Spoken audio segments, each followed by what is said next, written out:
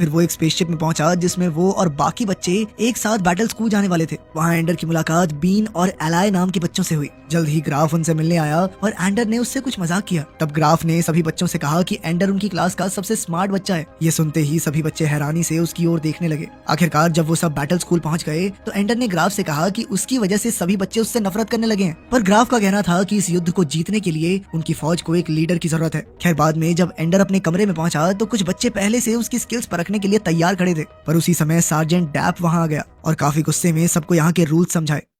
फिर बाद में क्लास के दौरान ग्राफ ने सबको अपनी जिम्मेदारियां समझाई और उन्हें मेजर की जीत की वीडियो दिखाई जिसमें उसने एलियंस की स्पेसशिप का खात्मा किया था। लेकिन एंडर को ये वीडियो थोड़ी अजीब लगी। खैर अगली सुबह उनकी टीम को बैटल रूम में ले जाया गया। ग्राफ ने एंडर को सबसे पहले भेजा और फिर धीरे धीरे बाकी बच्चे भी बिना ग्रेविटी के अपना रास्ता ढूंढना सीख गए। फिर एंडर और बेन ने मिलकर अपने हथियार इस्तेमाल करके देखने का फैसला किया। तब उन्हें पता चला कि उनकी गोली शरीर के किसी भी हिस्से को छुएगी तो वो वहीं जाम हो जाएंगे। आखिरकार ग्राफ ने सबको वापस बुला लिया और उन्हें बताया गया कि बैटल रूम में वो बाकी स्कूल की टीम के साथ मुकाबला करेंगे। फिर डैप ने उन्हें गेम्स के रूल्स समझाए। अगर वो दुश्मन के हाथ या पैरों पर वार करेंगे तो 1 पॉइंट मिलेगा और छाती पर वार करने पर 6 पॉइंट मिलेंगे। अगर दोनों टीम्स में से कोई भी खिलाड़ी बिना गोली खाए दुश्मनों के दरवाजे तक पहुंच गया तो उसकी टीम जीत जाएगी। फिर अगले 3 महीने तक एंडर ने स्कूल में जमकर ट्रेनिंग की। ट्रेनिंग के दौरान उन्हें एलियंस के फ्लाइट पैटर्न सिखाने के साथ साथ मार्शल आर्ट्स की भी ट्रेनिंग दी जाती। एंडर को लगता था कि उन्हें अपने दुश्मनों के बारे में पूरी तरह से जानकारी नहीं है। सच तो ये था कि किसी ने उन्हें कभी ये नहीं बताया कि आखिर मेजर ने कैसे पूरी एलियन फौज को हराया था। ग्राफ ने एंडर से कहा कि वो सबका लीडर बने, मगर एंडर नहीं जानता था कि वो ये कैसे कर पाएगा।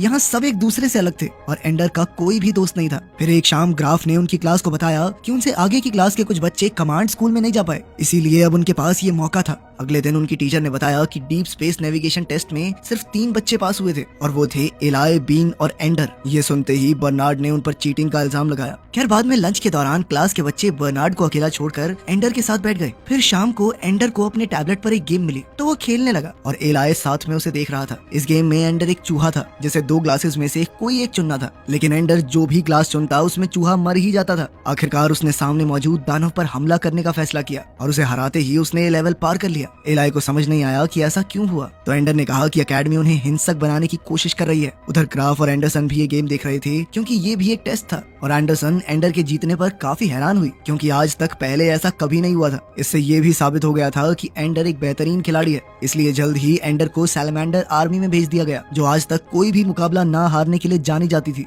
जब एंडर उनकी टीम में पहुंचा तो उसकी मुलाकात हुई पेट्रा से, जो इस टीम की इकलौती लड़की थी। फिर वो इस टीम के लीडर बॉन्जो से मिला जो एंडर के आने पर काफी गुस्सा था क्योंकि उसका मानना था कि ये दुबला पतला सा लड़का हमसे बेहतर है क्या, क्यों डाल रहे हो हमारी टीम में। बॉन्जो ने एंडर से सीधे तौर पर कहा कि वो उसे जल्द से जल्द वापस भेज देगा और तब तक कोशिश करना कि किसी के रास्ते में ना आ जाओ तुम। बॉन्जो ने उससे कहा कि बैटल रूम में होने वाले मुकाबले के दौरान जब तक उनकी टीम दुश्मनों के दरवाजे तक नहीं पहुंच जाती तब तक वो एक कोने में चुपचाप खड़ा रहे।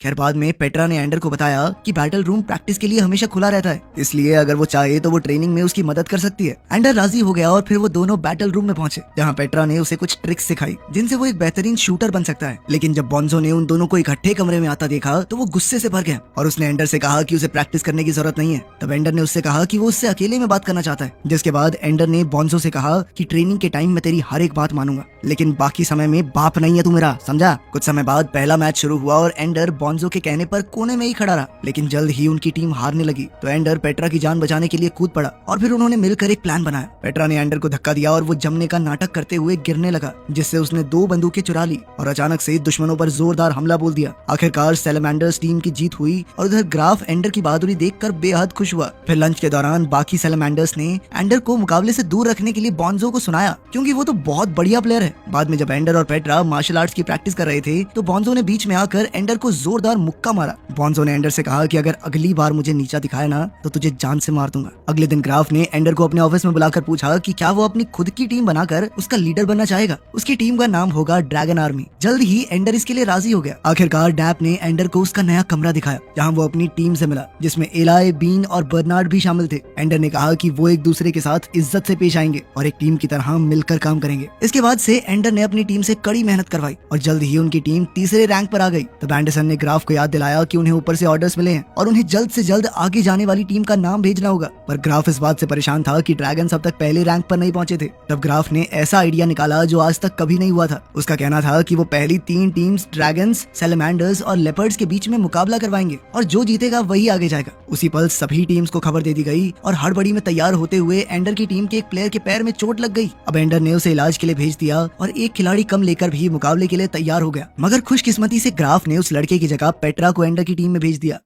अब एंडर ने सबसे पहले एक लड़के को पेट्रा की ढाल बनाकर भेज दिया ताकि वो अपनी बेहतरीन निशानेबाजी से दरवाजे पर मौजूद योद्धाओं का सफाया कर सके। इसके बाद उसने बीन की कमर पर रस्सी बांधकर उसे पूरे कमरे का मुआयना करने भेजा। इससे मिलने वाली जानकारी की मदद से एंडर ने आगे का प्लान बनाया। फिर उसकी पूरी टीम ने एलाय के चारों ओर गोला बनाया और वो सीधा दुश्मनों के दरवाजे तक पहुंचे। आखिरकार वो मुकाबला जीत चुके थे। गेम के बाद बॉन्जो ने शावर में जाकर एंडर को मुकाबले के लिए ललकारा। एंडर को वैसे इसमें कोई दिलचस्पी नहीं थी, पर उसके पास अपना बचाव करने के लिए कोई दूसरा चारा नहीं था। इस दौरान एंडर ने गलती से बॉन्जो को इतनी जोर से धक्का दे दिया कि वो जमीन से टकराकर बेहोश हो गया। अब बॉन्जो को जल्द से जल्द सर्जरी के लिए हॉस्पिटल ले जाया गया, जहां एंडरसन और पेट्रा एंडर को हौसला दे रहे थे। पर तभी ग्राफ एंडर को अकेले में बात करने ले गया। ग्राफ ने कहा कि बॉन्जो जिंदा बच जाएगा, ज्यादा सोचने की जरूरत नहीं है। लेकिन एंडर को उसकी बातों पर पूरी तरह यकीन नहीं था। तब ग्राफ ने कहा कि सर्जरी के बाद बॉन्जो को रिकवरी के लिए धरती पर वापस भेज दिया जाएगा। इस पर एंडर ने कहा कि वो भी धरती पर वापस जाकर अपनी बहन से मिलना चाहता है, पर ग्राफ ने उसे प्रोग्राम बीच में छोड़कर जाने की इजाजत नहीं दी। तो एंडर ने खुद ही प्रोग्राम छोड़ दिया। बाद में एंडरसन ने ग्राफ को समझाया कि थोड़ा तो रहम खाओ, बच्चे ही तो हैं। जिस पर ग्राफ ने पूछा कि वो एलियंस हम पर तरस खाएंगे।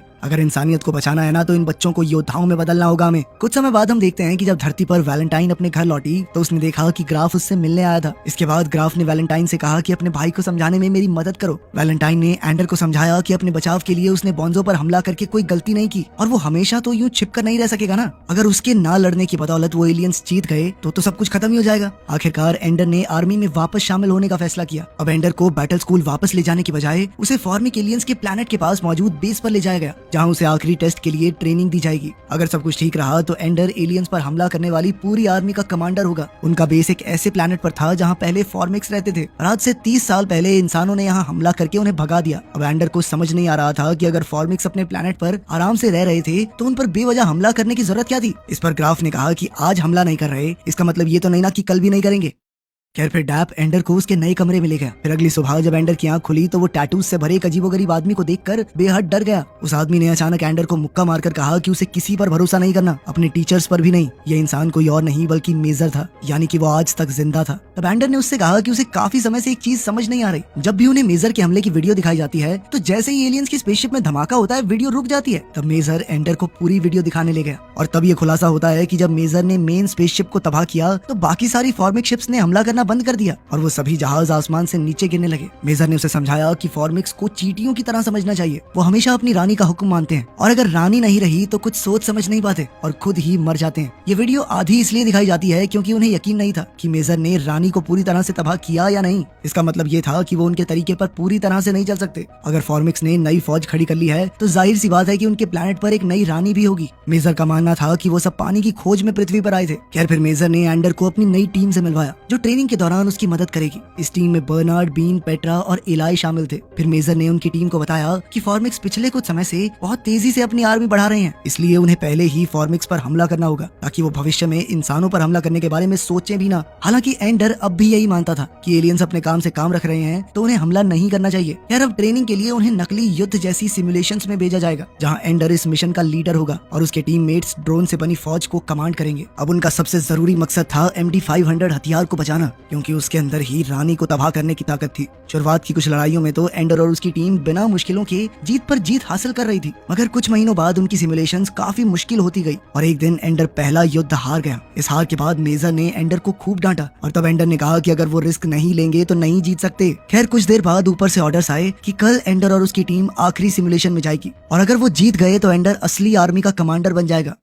फिर शाम को जब एंडर पेट्रा से बात कर रहा था तो उसने कहा कि वो युद्ध में नहीं जाना चाहता, बल्कि वो दुश्मनों से बात करके उन्हें समझाना चाहता है। तब पेट्रा ने बताया कि रिसर्च के मुताबिक फॉर्मिक एलियंस के पास वोकल कोड्स नहीं है, यानी वो बात कर ही नहीं सकते। इस पर एंडर ने कहा कि उनसे बातचीत करने का कोई तरीका तो होगा। खैर अगली सुबह एंडर अपनी टीम के साथ आखिरी सिमुलेशन के लिए तैयार हो गया। इधर ग्राफ, मेजर और बहुत सारे बड़े ऑफिसर्स ये सिमुलेशन देखने आए थे। ये सिमुलेशन फॉर्मिक एलियंस के प्लेनेट पर ही होने वाली थी और अचानक उन्हें दुश्मन की फौज दिखाई दी। तब एंडर ने एलाई को MD-500 एक्टिवेट करने का हुक्म दिया ताकि पेट्रा उसके दुश्मनों पर वार कर सके। लेकिन ऐसा करते ही बाकी की फौज अपना प्लेनेट छोड़कर उन पर हमला करने निकल पड़ी। अब MD-500 को रिचार्ज होने के लिए थोड़ा वक्त लगेगा, तो एंडर ने उसी स्ट्रेटेजी से चलने का फैसला किया जो उसने बैटल रूम में इस्तेमाल की थी। उसने अपने मेन हथियार को बाकी छोटी छोटी शिप से घेर कर ढाल बना दी और पेट्रा को MD-500 को एलियंस के प्लेनेट की ओर ले जाने को कहा। जैसे ही वो प्लेनेट के वातावरण में घुसे तो उनकी ढाल जलने लगी। तब एंडर ने बीन को ड्रोन्स भेजकर एलियंस का मुकाबला करने को कहा ताकि उनका आगे का रास्ता साफ हो जाए। फिर जैसे ही MD-500 प्लेनेट के पास पहुंचा तो वो रिचार्ज हो चुका था। एंडर ने ऐन वक्त पर पेट्रा को हमला करने का हुक्म दिया और ऐसा करते ही फॉर्मिक प्लेनेट पर मौजूद हर एक एलियन जलकर भस्म हो गया और आखिरकार वो युद्ध जीत गए। उसी पल सभी लोग जीत का जश्न मनाने लगे। पर तभी एंडर ने देखा कि सिमुलेशन तो खत्म ही नहीं हुई, क्योंकि उन्हें अभी भी जलते हुए प्लेनेट की तस्वीरें दिख रही थी। तभी पीछे से मेजर और ग्राफ ने आकर एंडर का शुक्रिया अदा किया, क्योंकि उसने इंसानियत को बचा लिया था। तब ये खुलासा होता है कि आज का युद्ध कोई सिमुलेशन नहीं बल्कि असली युद्ध था। ये सुनते ही एंडर मानो अंदर से टूट गया और फूट फूट कर रोने लगा। उसे एहसास हुआ कि उसने अपने ही फौजियों को ढाल बनाकर उनकी कुर्बानी दे दी थी। साथ ही उसने ऐसे क्रीचर्स का प्लेनेट तबाह कर दिया जिन्होंने पिछले 50 साल से कभी धरती पर हमला भी नहीं किया था। हालांकि बाकी सब उसे हीरो समझते थे, लेकिन एंडर खुद को सिर्फ एक कातिल की नजर से देख रहा था। अब एंडर अपना आपा खोने लगा तो एक नर्स ने तुरंत उसे एक इंजेक्शन देकर सुला दिया। फिर उसे एक कमरे में ले जाया गया जहाँ पेट्रा उसे देख रही थी। फिर एंडर ने अपने सपने में एक अजीबोगरीब क्रीचर देखा तो उसे एहसास हुआ कि ये कोई और नहीं बल्कि फॉर्मिक एलियंस की रानी थी, जो हमेशा से उसके सपनों में आया करती थी। वो उससे बात करने की कोशिश कर रही थी। आखिरकार एंडर को समझ आया कि रानी को क्या चाहिए, तो वो तुरंत उठा और कमरे से बाहर भागा, जिसके बाद पेट्रा उसके पीछे ऑक्सीजन टैंक लेकर दौड़ी। लेकिन एंडर ने उसे रोक कर लौट जाने को कहा, क्योंकि उसे ये काम अकेले ही करना होगा। इसके बाद वो चलते चलते खंडहर बिल्डिंग तक जा पहुंचा, जहाँ उसने फॉर्मिक रानी को उस गोले के साथ देखा। ये गोला असल में एक अंडा था। सच तो ये था कि वो एलियंस कभी इंसानों पर हमला करने आए ही नहीं थे, बल्कि वो तो अपने बच्चों के लिए पानी की तलाश कर रहे थे। तभी रानी ने एंडर के करीब आकर उसके कंधे पर अपना पंजा रखा, पर जब उसे एहसास हुआ कि एंडर उसे नुकसान नहीं पहुंचाएगा तो वो पीछे हट गई। अब एंडर समझ गया था कि रानी मरने वाली है, तो उसने अंडा उठाया और वादा किया कि वो इसके लिए एक अच्छा घर